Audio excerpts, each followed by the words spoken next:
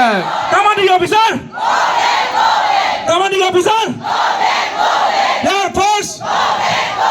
Commanding officer! Air Force! Indian Air Force জিগাৰুৰ যি station commanding অফিচাৰে এখন আইন আনিবৰ কাৰণে চেষ্টা কৰি আছিলে এই আইনখন আছিলে এয়াৰ ফৰ্চৰ চাৰিওফালে থকা যিখন 900 মিটাৰ এৰিয়া যিখিনি এৰিয়া সেই এৰিয়া তেওঁলোকে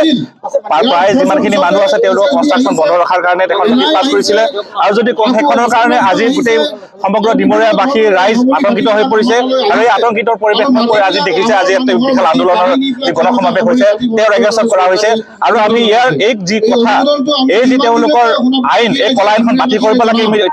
অতি সোনকালে বাতিল কৰিব লাগে আৰু আমি ডিফেন্স মিনিষ্টাৰ ডাঙৰীয়াক আমি ইয়াৰ পৰাই অনুৰোধ জনাইছো আৰু লগতে অসমৰ চিফ মিনিষ্টাৰক আমি মাননীয় ডক্টৰ হিমন্ত বিশ্ব শৰ্মা ডাঙৰীয়াক আমি অনুৰোধ জনাইছো যে আমাৰ ডিমৰীয়াবাসীক তেওঁ সহায় কৰক আৰু ইয়াৰ ফলতে যি এই আইন আনিলে এই আইনখন অতি শীঘ্ৰে বাতিল কৰাৰ কাৰণে তেওঁ আমাক যাতে সহায় সহযোগ কৰে আৰু আমাক এই ইয়াত থকা যিমান খিলঞ্জীয়া ৰাইজ আছে খিলঞ্জীয়া বসতি আছে এই খিলঞ্জীয়া মানুহসকলক তেওঁ সুৰক্ষিত কৰিব লাগে বুলি আমি আমাৰ ফালৰ পৰা ইয়াৰ এই ৰাইজৰ মাজৰ পৰা আমি অনুৰোধ জনাইছো যদি তেওঁলোকে পৰৱৰ্তীখনৰ সময়ত আমাৰ দাবী যদি মানি নলয় তেনেহলে আমি ইয়াতকৈ ভয়ানক আন্দোলন কৰিবৰ কাৰণে ৰাস্তাত আহিবৰ কাৰণে আমি সাজু হৈ আছো আৰু যদি আমাৰ কথা যদি নামানে তেতিয়াহলে আমি তেজ দিবলৈ সাজু যদি তেজ দিব লাগে আমাৰ যদি তেজ বিচাৰিছে তেতিয়া তেজৰ লওক আমি তেজও দিম কিন্তু আমি আমাৰ যি ভূমি আমি সেই ভূমি এৰি নিদিওঁ আৰু তেওঁলোকে আমাক সুৰক্ষিত কৰিব লাগিব ডিফেন্স বুলি ক'লে আমাৰ ৰাইজৰ কাৰণে আমাৰ ৰাইজৰ আজি তেওঁলোকে ছেকেণ্ড ক্লাছ চিটিজেন হিচাপে দ্বিতীয় শ্ৰেণীৰ নাগৰিক হিচাপে আমাৰ এই সোণাপুৰত থকা বাসিন্দাসকলক তেওঁলোকে দ্বিতীয় শ্ৰেণীৰ নাগৰিক হিচাপে গণ্য কৰিছে যাৰ কাৰণে তেওঁলোকে এই ব্যৱহাৰ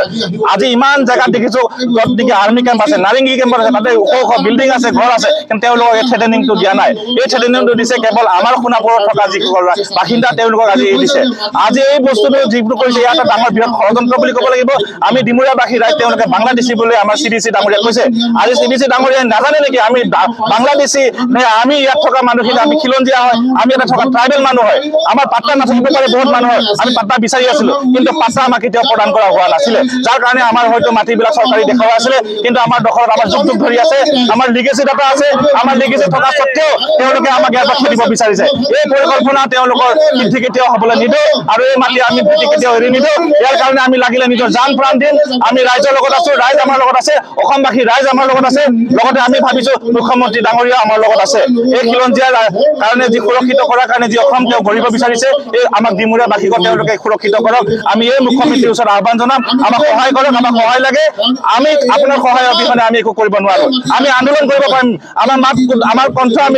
আমি আমাৰ কণ্ঠ বলিষ্ঠ কণ্ঠ আমি আগবঢ়াই যাব পাৰিম কিন্তু আমাৰ যি সহায় সহযোগিতা আমাৰ অসম চৰকাৰে সহায় কৰিব লাগিব কাৰণ এই মাটি ভেটি অসম চৰকাৰৰ আণ্ডাৰত থকা মাটি গতিকে ডক্টৰ হিমন্ত বিশ্ব শৰ্মা ডাঙৰীয়া আপুনি আমাক ৰাইজক সহায় কৰক আমাক ইয়াৰ পৰা যি উঠাই লৈ যোৱাৰ যি পৰিকল্পনা কৰিছে এই পৰিকল্পনা যাতে আপুনি কেতিয়াও সিদ্ধি হ'ব নিদিয়ে তাৰ কাৰণে ভাবিছো আপুনি ৰাইজৰ পক্ষত সদায় থিয় দিব গতিকে মুখ্যমন্ত্ৰীৰ ওচৰত এয়া আমাৰ আহ্বান দীঘাৰু বায়ুসেনা ষ্টেচনটো আছে আৰু ইয়াৰ সীমাৰ পৰা 900 মিটাৰ দূৰত্বলৈ সকলো ধৰণৰ কনষ্ট্ৰাকশ্যন নিষিদ্ধ কৰা হৈছে আৰু যোৱা 27 জানুৱাৰী তাৰিখে ডিমৰীয়া সমজিলা আয়ুক্তই এখন জাননী জাৰি কৰিছে এই জাননীখন অনুসৰি ইয়াৰ 900 মিটাৰ দূৰত্বৰ ভিতৰত কোনো ধৰণৰ নতুনকৈ নিৰ্মাণ কাৰ্য নহ'ব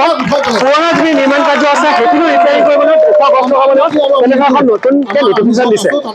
এই নটিফিকেশ্যন অনুসৰি প্ৰায় 10,000 পৰিয়াল প্ৰত্যক্ষভাৱে ক্ষতিগ্ৰস্ত হ'ব প্ৰায় 10 কিলোমিটাৰ এলেকা এই সমগ্ৰ অঞ্চলটো পৰে গতিকে কেইবাখনো গাঁও নিশ্চিন্ন হৈ যাব সমগ্ৰ সোণাপুৰৰ উন্নয়ন স্তব্ধ হৈ যাব গতিকে আমি এই গোটেই ঘটনাটোৰ আমি বিৰোধিতা কৰিছো এই নিৰ্দেশনা বাতিল কৰিবলৈ আমি চৰকাৰৰ আহ্বান জনাইছো প্ৰশাসনৰ আহ্বান জনাইছো আৰু অনতিপলমে জিলা আয়ুক্তই আৰু সমজিলা আয়ুক্তই এই ক্ষেত্ৰত কঠোৰ পদক্ষেপ গ্ৰহণ কৰি এই যিখন নিৰ্দেশনা এই নিৰ্দেশনা বাতিল কৰিব লাগে সেয়াই আমাৰ দাবী বাতিল নকৰিলে পৰৱৰ্তী সময়ত ইয়াৰ বিৰুদ্ধে আন্দোলন অব্যাহত থাকিব